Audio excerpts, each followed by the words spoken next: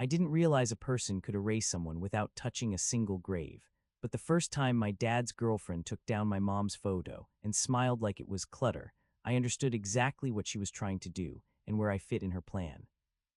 Hey friends, please subscribe and turn on notifications, like this video, and leave a comment with your impressions. This will be a great help. Thank you. We never tire of reminding you. It's all thanks to you. My name is Maya. I'm 15 and I live in Columbus, Ohio. When people hear that, they usually picture school, friends, sports, normal teen stuff. I used to have some of that. But 5 years ago my mom died, and since then our house has felt like a place where everyone walks carefully, like the floors might crack under the wrong memory. Mom passed when I was 10. It was sudden. One morning she was reminding me to pack my lunch and telling me to bring a jacket because Ohio weather changes its mind every 10 minutes. That night my dad came home alone. He tried to speak, then just sat down in the hallway like his legs didn't remember how to work. I remember his hands shaking. I remember thinking I should be the one comforting him, even though I didn't understand what had happened yet.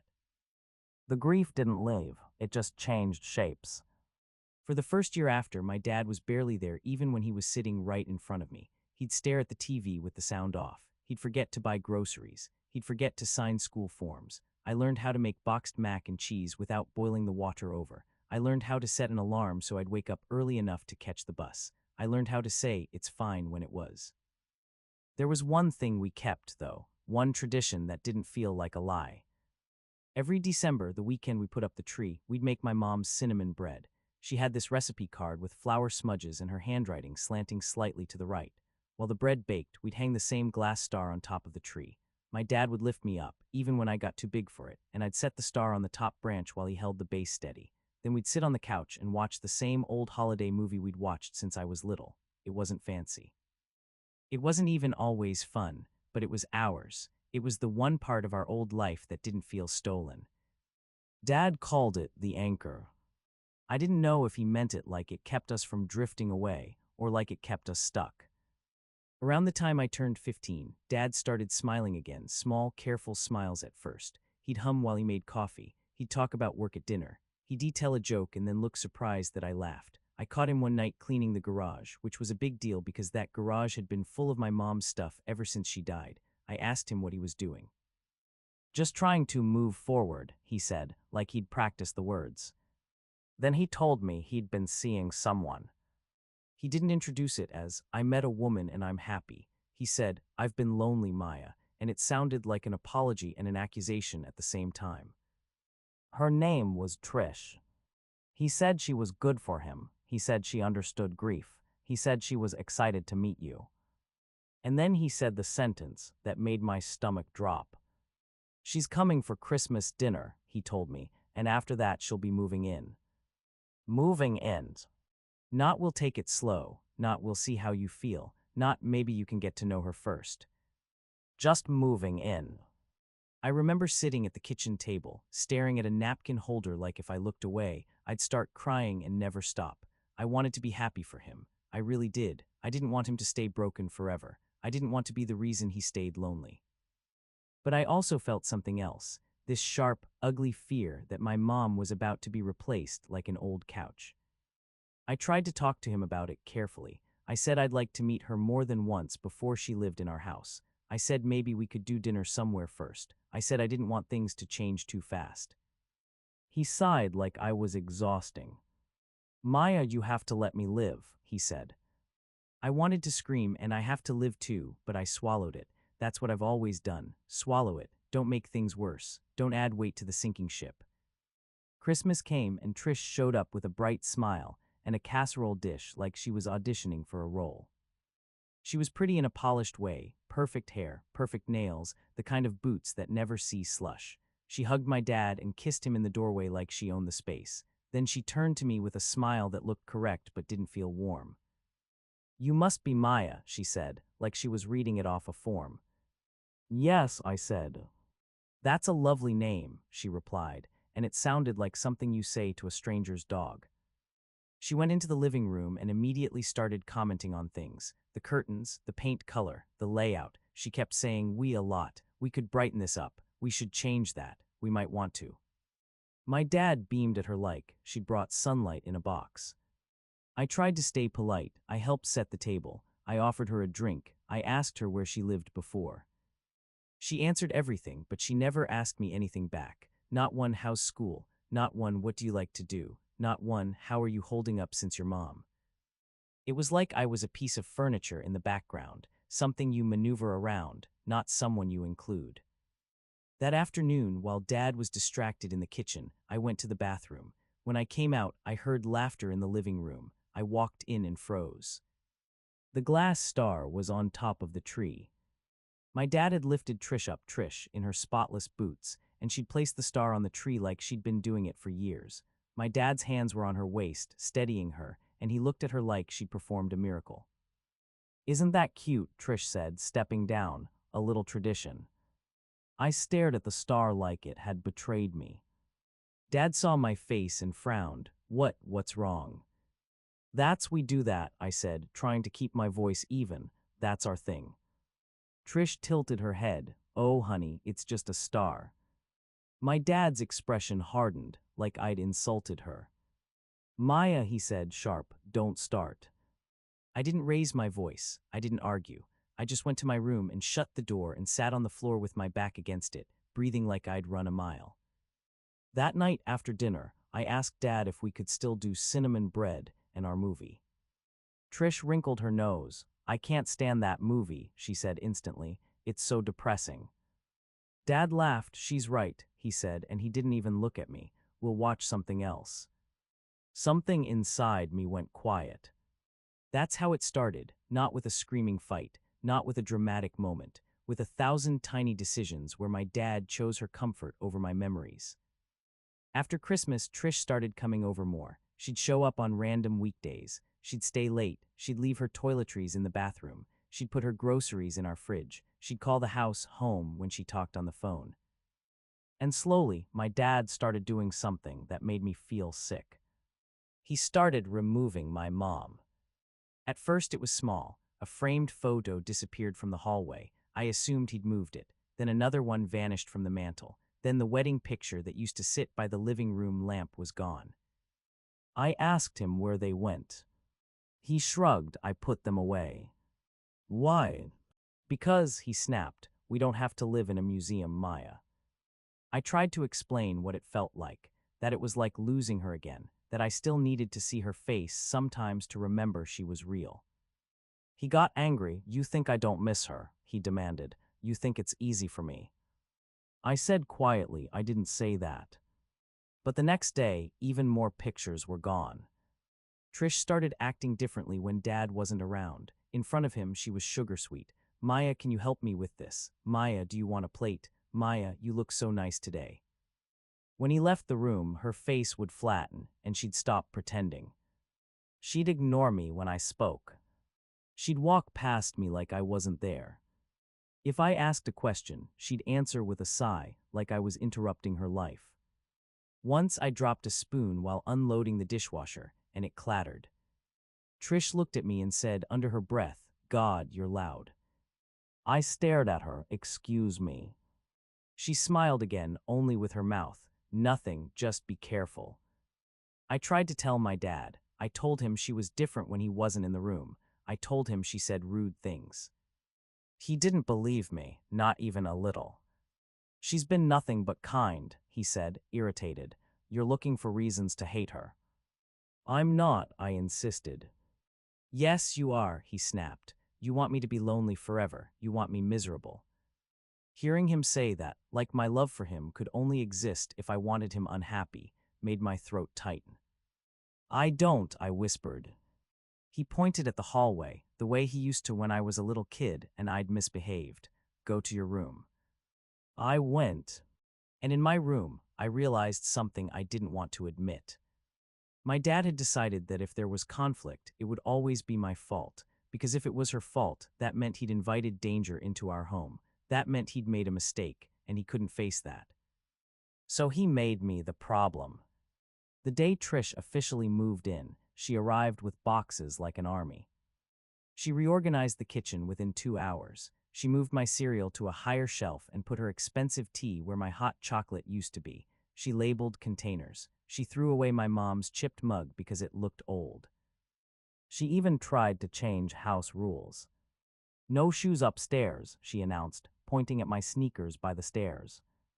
Dad nodded, sure.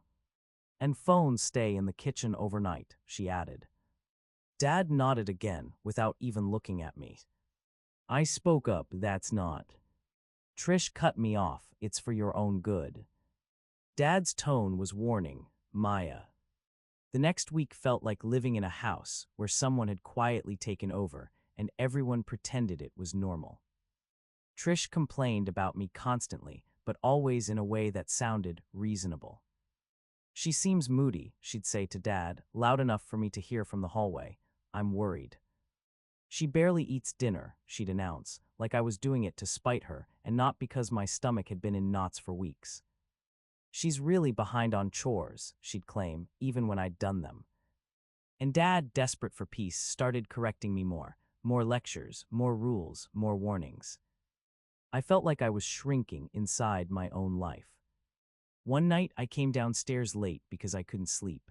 I padded quietly into the kitchen, planning to grab a granola bar and go back upstairs. The house was dark except for the glow of the stove clock. Then I heard Trish's voice. She was in the kitchen too, sitting at the table, her phone propped up. The screen glowed on her face. She was video chatting with someone. I stopped in the hallway, half hidden, because I didn't want to interrupt. I was about to turn around when I heard my dad's name, and my body went still. Trish was laughing. He's so sweet, she said, like truly, he's a catch. A woman's voice came through the speaker, teasing, and the kid. Trish rolled her eyes, the way people do when they're tired of a topic. Oh my God, she said like it was a joke, he has this dumb daughter. My breath caught. The woman laughed, no. Yes, Trish said, leaning in, lowering her voice like she was sharing gossip.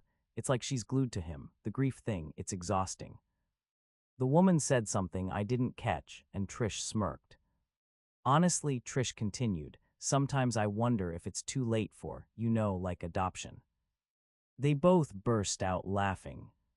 I felt the blood drain from my face. Trish covered her mouth like she was trying to stop laughing, but she wasn't really trying. Can you imagine? Hi, yes, I'd like to return this 15-year-old. The woman's laughter got louder. Boarding school.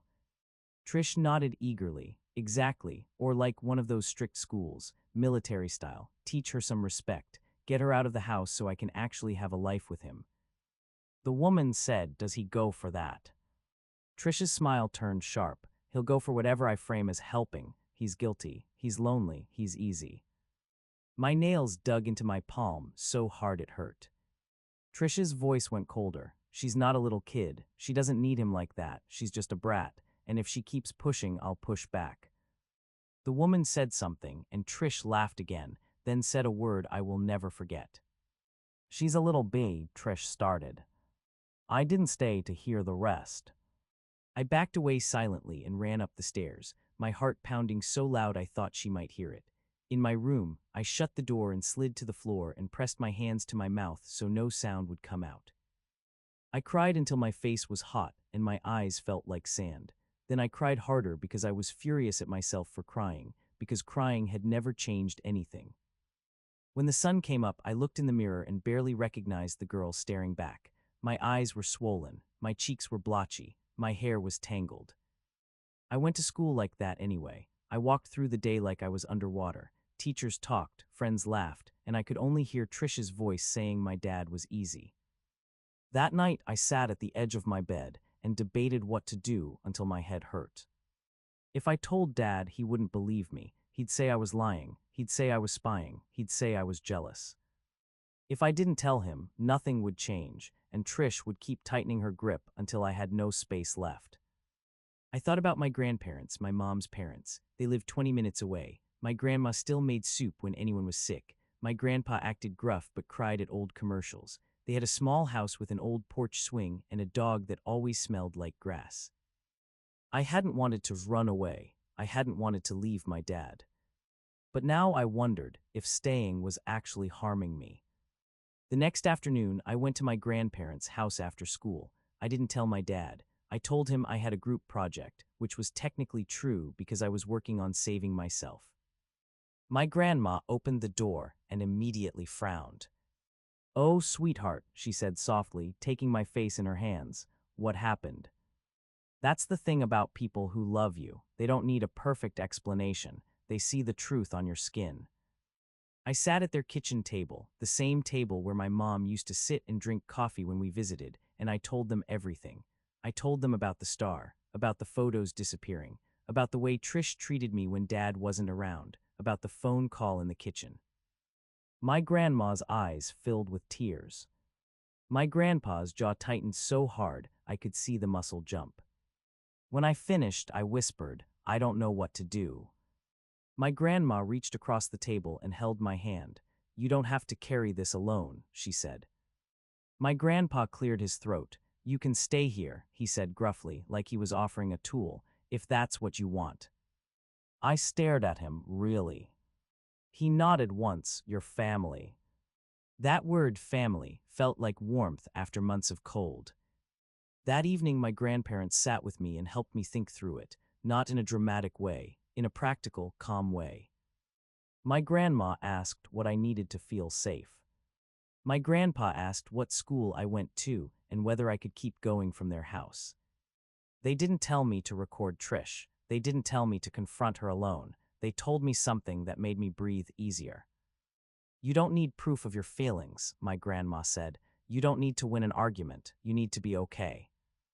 I went home that night and tried one more time with my dad.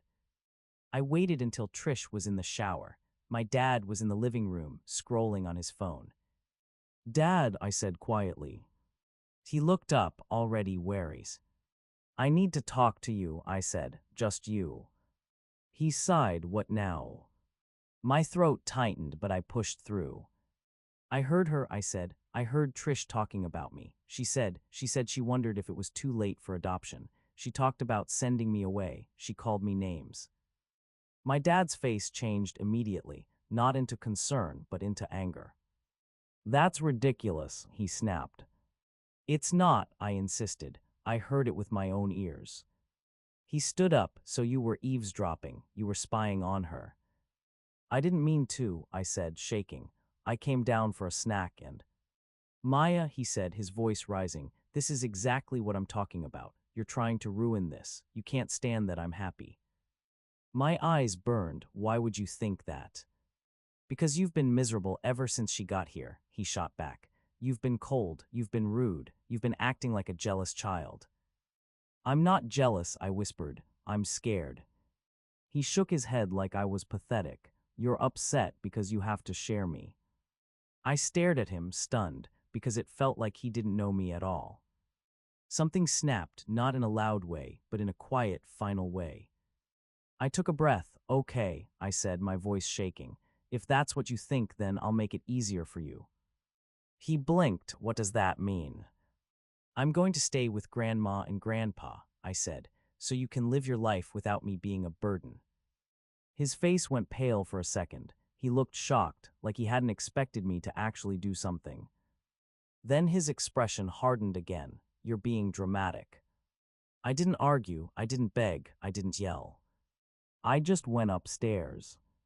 I'd already packed a bag earlier that day. Not everything, just the things that mattered. Clothes, my school laptop, my mom's recipe card, a small stuffed bear she'd given me when I was little, the hoodie that still smelled faintly like her laundry soap.